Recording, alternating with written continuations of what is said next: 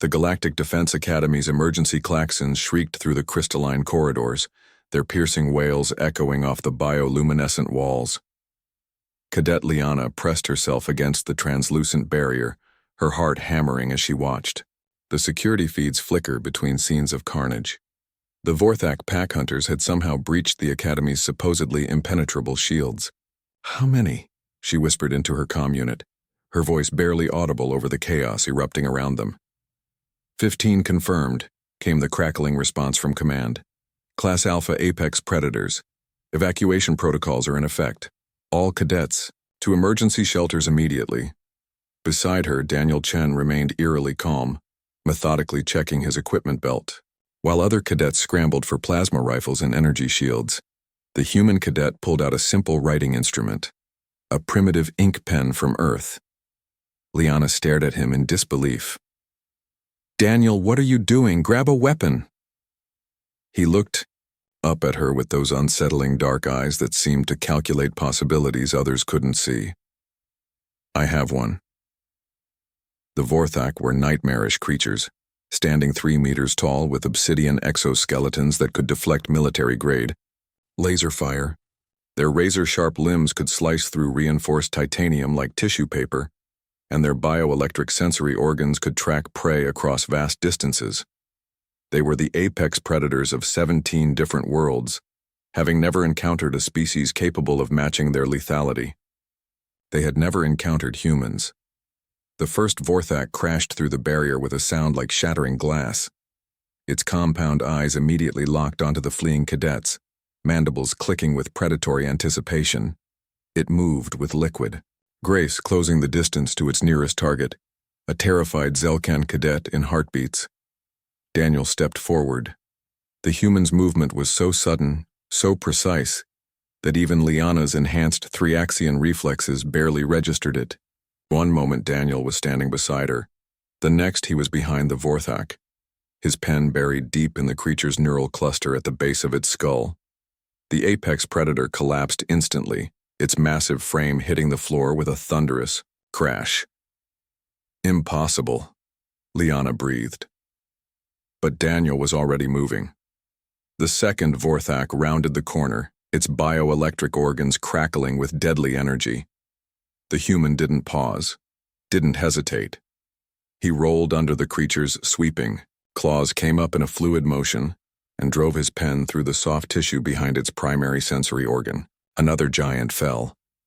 The remaining Vorthak began to realize something was wrong. These weren't the typical soft-bodied academy cadets they'd expected to find. Their prey-sensing organs detected something unprecedented, a predator that registered. No fear, no panic, only cold, calculating efficiency. Daniel moved through them like death itself. His pen found the microscopic gaps in their armor that their own species had never discovered. He exploited biological weaknesses that no other creature in the galaxy had ever identified. Each strike was surgical, precise, final.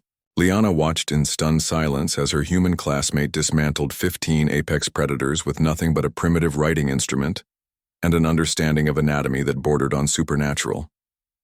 When the last Vorthak fell, Daniel stood among the carnage, not even breathing heavily. "How?" she whispered.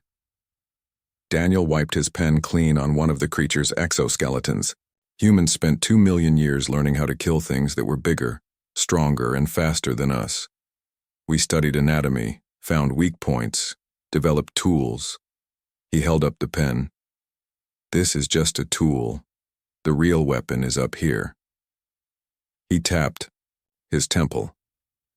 The Academy's senior instructors arrived to find 15 dead Vorthak and 2 unharmed cadets. Commander Vex, a battle-scarred Mordian veteran, examined the bodies with growing amazement. "Surgical precision," he muttered.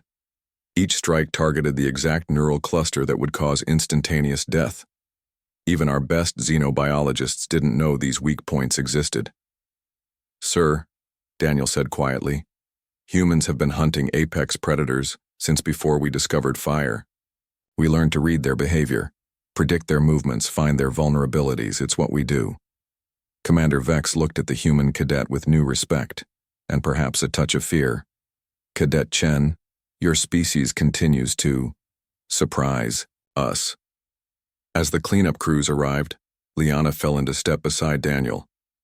You could have used a plasma rifle, an energy sword, any of the advanced weapons in the armory. Why a pen? Daniel smiled, the expression somehow both gentle and terrifying. Because sometimes the most primitive solution is the most elegant one. Besides, he clicked the pen's tip in and out with a small mechanical sound. You never know when you'll need to write a report. Later, the story would spread throughout the galaxy.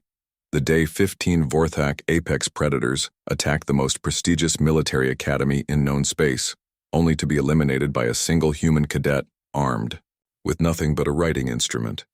It became legend among the other species, a reminder that humanity's greatest weapon wasn't their technology or their numbers.